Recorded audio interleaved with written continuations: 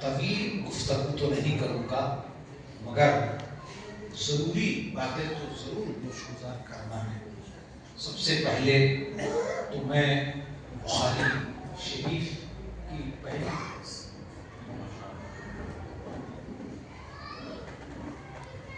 انما الاعمال انما الاعمال بالنیات ومن كانت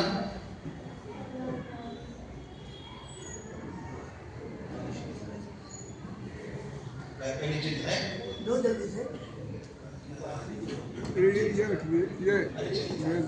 اس میں انما الاعمال کچھ یہاں رکھ دیجیے، اس میں کچھ رکھ کے انما الاعمال بالنیات وانما لامرئ ما نوى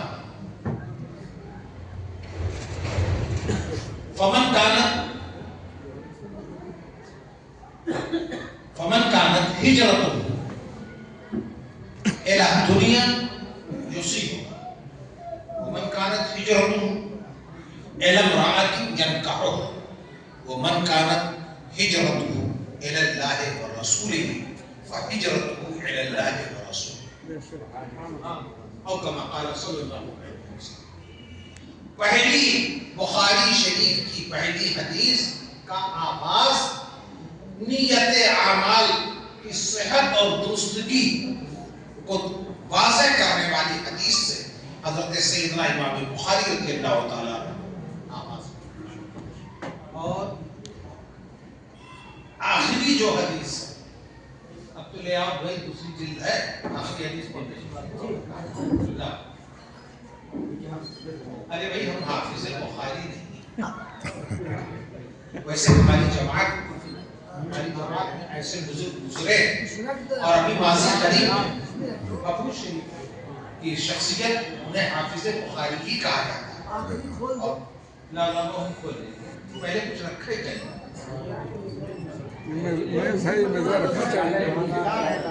ارے کرسیاں لے آئیں گے، یہ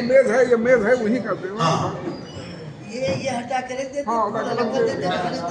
اچھا لائیے ہم ایسے ہاتھ میں لے لیتے ہیں۔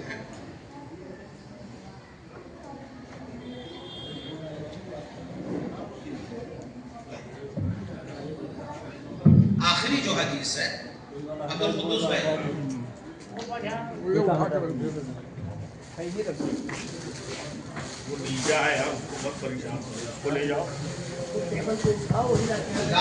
بہت بڑا ہے، یہ آخری حدیث کا جو باب ہے یہ تو بہت بڑی ہے وہ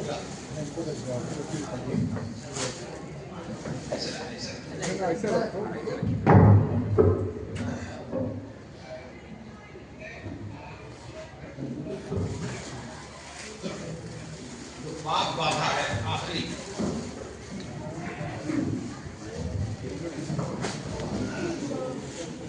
چلیے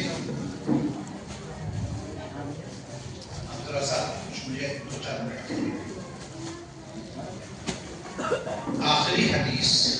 کا باب جو باندھا ہے، باب قول اللہ ونضع الموازین القسط لیوم القیامہ وأن أعمال بني آدم وقوله يوزن، وقال مجاهد القسطاس العدل بالكلية، ويقال القسط مصدر المقسط وهو العادل۔ یعنی آپ پر زیر جب رہے گا اس کا ترجمہ کیا ہوگا؟ عدل، القسط العدل۔ وَأَمَّا الْقَاسِطُ قَسْطُ اگر بے فتح القاف اگر ہوگا اس کے معنی کیا ہے؟ الجبر۔ اب اس میں حدیث جو پیش کیا، قال حدثنا محمد بن زید عن عمارة بن القعقاع عن ابي زرعة عن ابي هريرة رضي الله تعالى عنه قال قال النبي صلى الله عليه وسلم كلمتان حبيبتان إلى الرحمن خفيفتان على اللسان ثقيلتان في الميزان سبحان الله وبحمده سبحان الله العظيم. پہلی جو حدیث وہ بھی اعمال سے متعلق انما الاعمال بالنیات، اور دوسری حدیث جو ہے یہ بھی اعمال سے متعلق، یعنی حسن نیت کے ساتھ جو عمل کیا جائے گا تو پروردگار ان اعمال کو روز قیامت وزن فرمائے گا. اور رحمان و رحیم پروردگار تو ایسا ہے کہ یہ جو دو کلمے ہیں آخری حدیث کے سبحان اللہ وبحمدہ سبحان اللہ العظیم، وہ اتنا بڑا دیالو ہے کہ یہ چھوٹے سے کلمے اس کو اگر اپنی زبان پر ادا کرو گے تو اس کا انعام ڈھیر سارا تمہیں اپنی بارگاہ سے ملے گا. سبحان اللہ سبحان اللہ. یہ بخاری شریف کے خط بار بار اسے بتلایا جا چکا ہے، اور تواتر کی حد تک اہل علم کی زبانوں پر یہ ہے کہ ختم بخاری کی محفل میں جو شریک ہوتا ہے پروردگار علم حدیث کی برکتوں سے اسے اتنا نوازتا ہے کہ انعام اتنا ہے کہ دامن تنگ ہو جائے گا، مگر خدا کی عطائیں اور نوازشیں. سبحان اللہ سبحان اللہ سبحان اللہ سبحان اللہ. کئی بات ہو رہی تھی کہ بخاری آپ لوگ جو کرتے ہیں اس کا کب سے ختم بخاری نہیں مطلب ہر آدمی تو سوال یہ کرتا ہے. کوئی ایک جماعت تو ایسی ہے کہ جو کہتی ہے کہ کہاں ہے بخاری اتنا پیارا ترمذی اور بخاری کو بھاشا سے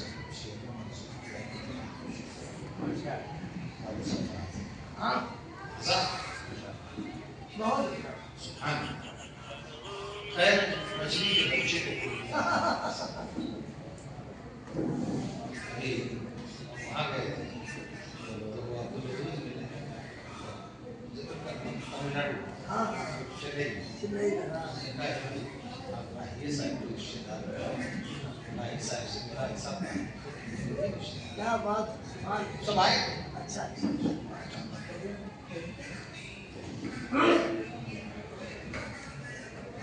یہ اس کے کب سے شروع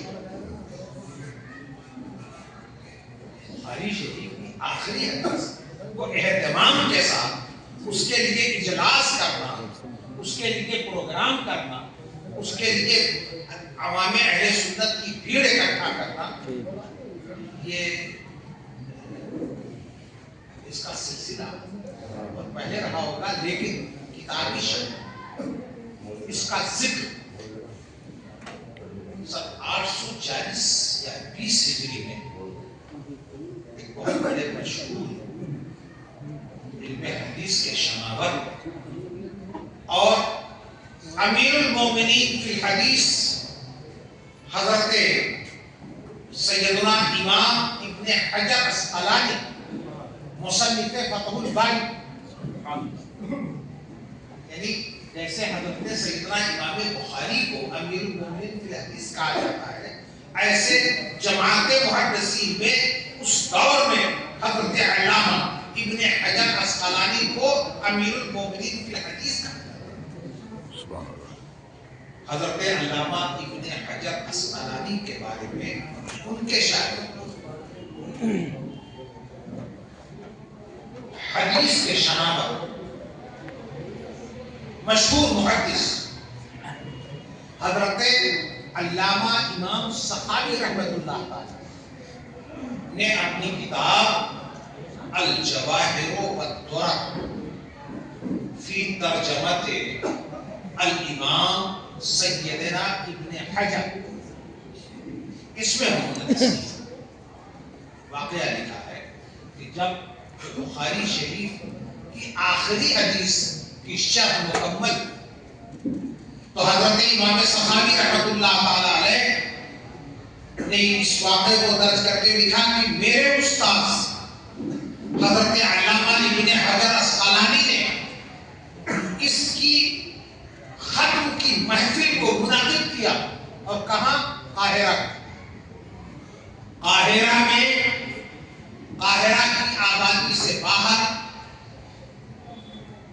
بادشاہ المؤید نے ایک بڑا محل بنایا تھا اور اسی کے گراؤنڈ میں علماء کی، مشائخ کی اور فقہاء کی، مفتیان کرام کی، شوافع، احناف، حنابلہ، شافعی، ان سب کے معزز علماء، صاحبان ثروت، عمائدین قوم، ججز، ماہرین تعلیم، سب کا بہت بڑا اجتماع ہوا اور اس میں ولیمہ دعوت کا ہے۔ آج جو ختم بخاری ہو رہی ہے اس کا سرا کہاں سے ملتا ہے؟ حضرت ابن حجر عسقلانی نے دعوت کی سکتی اور اس بھیڑ بھاڑ میں انہوں نے تو یہاں تک لکھا ہے کہ چشم فلک نے مصر میں علماء، خواص، عوام کا اتنا بڑا مجمع کبھی دیکھا نہ۔ سبحان اللہ سبحان اللہ۔ اس میں ختم بخاری کی، ختم حدیث بخاری اور اس میں ذکر ہے کہ انہوں نے ولیمہ کی، عرب میں بڑی دعوت ہے، بہت بڑی دعوت ہوتی ہے، اس کو ولیمہ، اپنے یہاں شادی کے کھانے میں بھی تو ولیمہ بولتے ہیں نا، اس لیے کہ دو چار آدمیوں کی دعوت نہیں ہوتی ہے، پورے گھرانے اور احباب کی دعوت ہوتی ہے۔ تو اسی کو، اور میرے آقا نے فرمایا بھی، آج کل تو شادی میں لوگ کہتے ہیں یعنی لڑکے والا لڑکی والے سے کہ ہمارے مہمانوں کی خاطر اچھی بات ہے، کیا مہمان آپ کا خاطر بتا رہا تھا دوسرے ہمیں کچھ نہیں چاہیے، اب اس سے زیادہ اور آپ کو کیا چاہیے؟ اور بمبئی میں شادی ہو جائے ایک شادی تو 8 کنٹل بکرے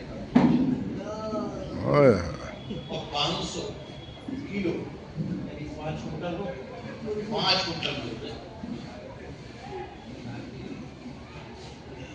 یہ شادیوں کو کتنا مہنگا کرتے چلے، اور پورا تماشا یہ ہے کہ اگر لڑکی کے یہاں بارات کی شکل میں گئے تو آپ ان کو کچھ نہیں چاہیے۔ ہمارے مہمانوں اس سے بڑھ کر کے اور ذلیل بات کیا ہوگی کہ آپ اپنے مہمانوں کی خدمت آپ خود نہیں کر رہے ہیں بلکہ سامنے والے سے کروا رہے ہیں۔ کیا بات ہے، کیا تو بارات اور اس طرح کے باراتیوں کی خدمت کرانے کا کوئی تصور ہی نہیں ہے۔ آقائے کائنات نے اتنا ضرور فرمایا ہے کہ تمہاری پوزیشن کیسی بھی ہو، نکاح ہو گیا، رات گزر گئی، اب اس کے بعد تم ولیمہ کرو، اور آقائے کائنات نے فرمایا اولی ولو بشاہ، حالی پر تم دعوت کرو چاہے ایک ہی بکرا ہو۔ ولیمہ کا تو حکم ہے، بارات کا تو کوئی تصور ہی نہیں۔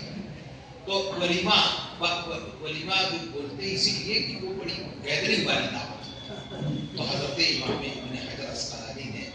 ولیمہ کی، ان کے الفاظ جو ہیں صاحب الجواہر والدرر کے، کہ انہوں نے ولیمہ کیا یعنی بہت بڑی دعوت کی، اور اتنے بڑے لوگوں کو اس لیے اکٹھا کیا کہ آج میرے مؤقر محدث امام بخاری کی کتاب کی آخری حدیث کی شرح میں نے مکمل کی ہے، آج اس کے ختم کی۔ واہ واہ واہ واہ واہ واہ واہ واہ واہ یہ ہے واہ واہ۔ اور جو ہر بات میں حدیث کہاں لائی، حدیث میں قریب ہے، اگر اس پر ثبوت دینے کے لیے کہ مولوی شوکانی، مولوی کو لوگوں کو علامہ کہیں گے، میں ان کے علامہ ہوں گے، اور حدیث شوکانی نے اہل حدیث کے جماعت سلفیہ کے وہ بہت معتبر اور مرجع عالم مانے جاتے ہیں، انہوں نے بھی اس کو لکھا۔ اور اس دور میں صدیق حسن بخاری کا جب بخار گیا تو یہ کہتے ہیں کہ پکی خبر نہ ہو، تو ایک دفعہ ایک جگہ سے میں گزر رہا تھا، میرے میزبان